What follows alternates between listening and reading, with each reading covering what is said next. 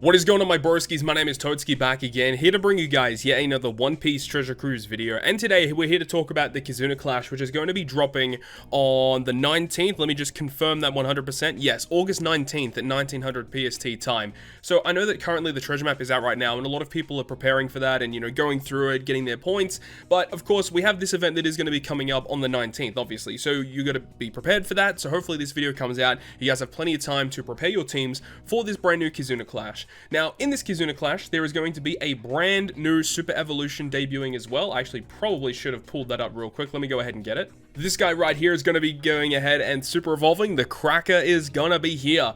Cracker, unfortunately, doesn't get an amazing buff. His captain effect now becomes a 4.25, up from 3.75, and the health boost goes from like a 1.35 to a 1.5, so just slightly upgrades to the multipliers, but no actual change to his captain effect at all. And then his special ability will still be at 13 turns, but it'll go ahead and give you a 15% health cut as well, and it now becomes a 2 times affinity for 2 turns. The chain multiplier does not change, but this does change. He now does a health cut, and the fact that he is a damaging special means that you can run some certain support characters on him now, but like overall it's a pretty mediocre 6+. It's not very exciting. He is obviously better, but it's not an exciting super evolution by any stretch. So speaking about Katakuri, let's go ahead now and jump into each of the variations of the KIZUNA Clash so you guys understand what will be happening and what kind of characters you should be using for this particular fight. Now, also to note is that in this video, we're going to go through some free-to-play teams, and I'll be showing you guys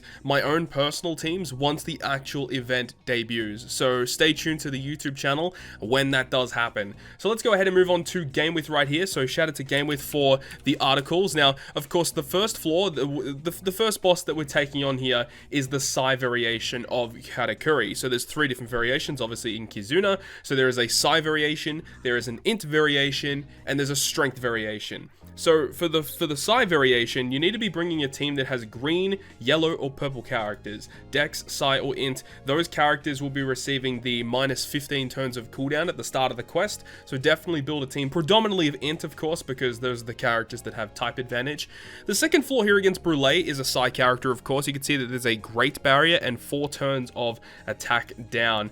Brule has 2.5 million, but of course, if you're building an INT team, this character is going to be very, very easy to kill. That shouldn't be a problem, but definitely removing that attack down is going to be important. And if you don't kill within the first 3 turns, you get given 5 turns of special reverse. So just go ahead and kill her in the first, couple of turns. Ideally, after turn 1, you do get empty slots, so that's not too bad. Definitely not as bad as some of the other bosses that we'll have a look at. But overall, stage 2 isn't too difficult. Final boss versus Katakuri, though, is a little bit different. He has an immunity buff, normal attacks only, of course, and you see that there's despair. Now, that is after the sockets have been activated, so it's actually 8 turns of despair.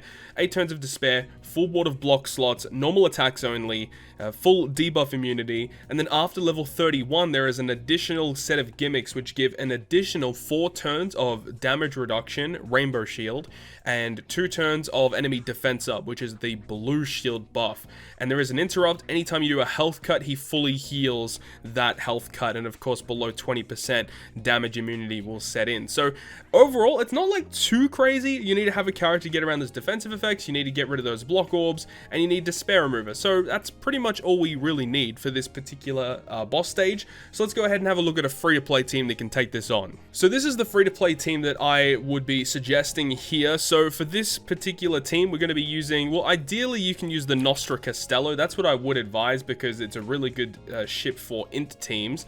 Now you can see we do have a non-INT character in this Hawkins here. He's from Pirate Rumble, but the main reason why he is here is because he removes increased defense and damage reduction with 1 special activation. There aren't really too many good INT characters that can fit with this team that would actually just remove those that are free to play. Remember, we're looking at a free to play team, and this is what we've come up with here.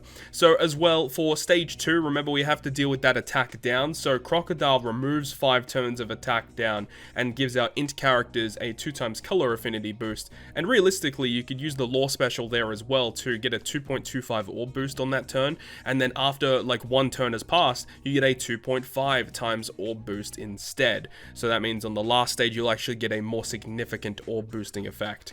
Then you've also got Shiryu, which will enable you to get a really good captain effect, a free-to-play captain, 3.75 to slasher and driven characters, which is why we've built this team in such a way. And his special ability will go ahead and give you a color affinity boost and damage reduction. So realistically, you could use Shiryu on stage 2 and then Crocodile on stage 3. Either way is fine. They both essentially perform the same role on this team. They both provide color affinity and they both remove attack down. And then Burgess is basically here to get rid of the block orbs that are put on our team. So that's the only reason why he's here. I mean, he does give us an attack boost, obviously, to our driven characters. So unfortunately, Law doesn't really get the attack boost. But the reason why Law's on this team is because his captain effect removes 10 turns of despair. So you don't need a despair removal on this team, so long as Law is your friend captain. And then page 1 from the Colosseum is a pretty decent option because he will give you a chain lock, and the more specials you use in that turn before you launch his special, the higher the chain lock that he provides to your team. So that's kind of interesting. I guess you could almost get it to like a 3.25 times chain lock, which is pretty cool, but realistically it's probably going to be a 3 times chain lock. So with all of these specials activated with a 2.5 orb boost, you get color affinity, we get the Jesus Burgess, and we also get the page 1 chain lock. I mean, like, that's really good. 60 million damage, and that's not including stat support or cotton candy. And plus Jesus Burgess and I think Shiryu as well are also considered boosted units for this event, so they actually get double stats. So you can see that in terms of a free-to-play team, this is actually relatively impressive and shouldn't have too many issues getting through this fight. So now that we've done that, let's have a look at the second variation, which is against the INT boss this time. So against Katakuri here, we have to bring a team that is predominantly Psy because they get type advantage, but only characters that are driven, shooter, or striker characters will be receiving the cooldowns. So striker, shooter, and driven. You have to be building a team around those guys. So stage 2, we've got Smoothie right here. So Smoothie is really annoying. So you can see that we get a full board of badly matching slots, which is kind of annoying in and of itself, but also your bottom row is blown away for 3 turns, as you can see with this image here.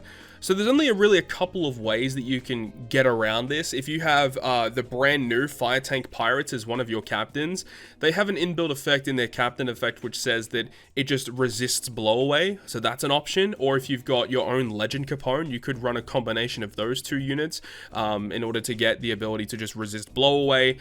Or if you have crewmate effects that say that they resist blowaway, which there are a couple that you can use, so there is that option as well. But overall, it's pretty annoying to deal with. And the thing is, after turn 1, you're blinded for 3 turns, and then again, if they're there after turn 3, you get 5 turns of special reverse. So ideally what you want to do is if you don't have a way to get around the blowaway, you have to stall until this is on a 1 turn cooldown before your characters come back, and then you want to go ahead and kill Smoothie. But yeah, overall, like, this is just a ridiculously annoying mini boss stage. Definitely one of the more annoying stages we've had to come across. And then the final boss, which is going to be Katakuri, of course, who is INT. He has the immunity buff, normal attacks only, and you can see he has that resilience buff, which is annoying. So yeah, once again, he has the resilience for 4 turns. He has 4 turns of special bind, but it's only to your crewmate. So if you've got a captain effect that gets rid of special bind, or just a character on your crew that can get rid of the special bind is useful. Normal attacks only, immunity buff, and after the certain threshold, I think it's 30 or 32, he gives himself 5 turns of blue shield, increased defense. So that's annoying because you have to bring a character that outright removes the defense because he has a full immunity buff. You can't bring a defense reducer. You have to remove his defense up. But once again, no special interrupts, just the health cut one, so not really too annoying. But that mini boss against Smoothie definitely makes things a little bit more tricky. So this is the free-to-play team that we've got here. Now, we have these 2 crewmates on the bottom. We've got KIZUNA Capone, which was available a couple of months ago, and we've also got the San Juan Wolf from the arena that just dropped, both of which have sailor effects that say that they cannot be blown away. So these characters will stay on the crew, so you don't have to worry about that. And one thing about San Juan Wolf is that upon initial activation, he gives a color affinity boost to Driven and Powerhouse, and then he has an added effect which says that if your captain is Driven or Powerhouse, after 2 turns have passed, you get a 2 times orb boost also to Driven and Powerhouse. So you can use him on stage 2, and you don't even have to stall 1 turn, you can go straight away because our characters are not going to be blown away. And that's going to go ahead ahead and give us a color affinity boost. And also we've got Linlin as the captain, who gives our Psy characters a 3.5 times captain, and we can use her special as well because it's a 3-turn 2.75 times chain lock. So that's nice. We can carry that through stage 2 into stage 3. And the really good thing is that Enel's captain effect will treat int slots as beneficial to our team. So even though on stage 2 against Smoothie we get given a full board of badly matching slots, Enel will treat them as beneficial to the team. He's a 5 times captain to our Psy characters as well, so we hit really hard. So you love to see that. And then moving on to the final stage, we can go ahead and use the Nami and Sanji to remove the special bind. Now they do provide an orb boost, but remember the clock buff from San Juan Wolf will proc, enabling us to get the orb boost of him for our Driven and Powerhouse characters compared to the orb boost of this character, so that's kind of nice to have. We've also got the Doflamingo. Now the only reason why he is here is because he removes 5 turns of increased defense. Realistically speaking, you'd probably want to replace him with a better unit, but he's the only decent free-to-play unit that actually removes it, that's boosted in this event, that in terms of gets cooldown from this event. So that really does hurt him a little bit. And then we also have the Capone, which we haven't talked about, but he changes all orbs, including block, into badly matching, which Enel will treat matching for our Psy characters. And then he also will give us an attack boost for 2 turns. Well, it depends. The actual amount of turns, it actually will vary. But we also get Enel for color affinity, and remember, when Enel is activated, he does activate the end of turn damage thing, so we can get around the resilience, right? So we get color affinity, we get the chain lock, we get the Bedge and Pez, which is an attack boost, and San Juan Wolf will provide an orb boost to our team. So this isn't going to be doing a lot of damage compared to some of the other teams that you guys may be seeing. So basically 38 million damage in terms of free to play isn't too bad, but of course this is not a team that you're going to be carrying over, you know, hundreds and hundreds of levels, especially because this character doesn't really like help too much, this Nami Sanji, but you need a character to remove the special bind, and this character you'd ideally want to replace for a better unit. But remember, we are looking at free to play teams, and in terms of free to play, it gets the job done for a decent amount of time, I would say. So let's go ahead and move on to the final boss. So the final KIZUNA boss in this variation is the strength one, and this one is pretty annoying because like there's really annoying gimmicks on this particular fight, as you'll see in a moment.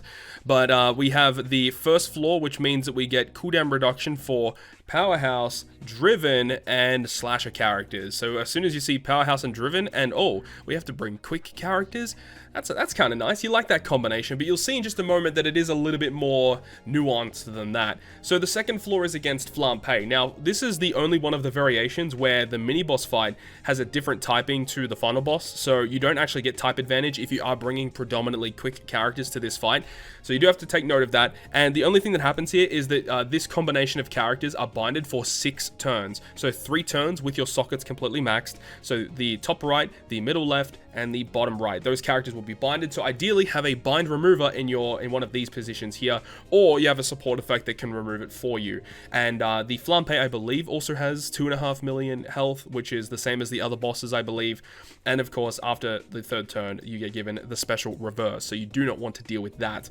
But then the final boss versus Katakuri, you can see that for his immunities, he's only got delay and defense down immunity. He doesn't have a poison immunity, and it's not full immunity. So you've got like Legend Magellan V2 or Super Type Kaido that can take full advantage of the fact that he does not have a full immunity buff, which is awesome to see, right? However, but he gives you 5 turns of paralysis, he gives you a full board of meat slots, and he treats them as badly matching. Like, that's super annoying. And then after a certain level, he's going to give 5 turns of damage threshold as well.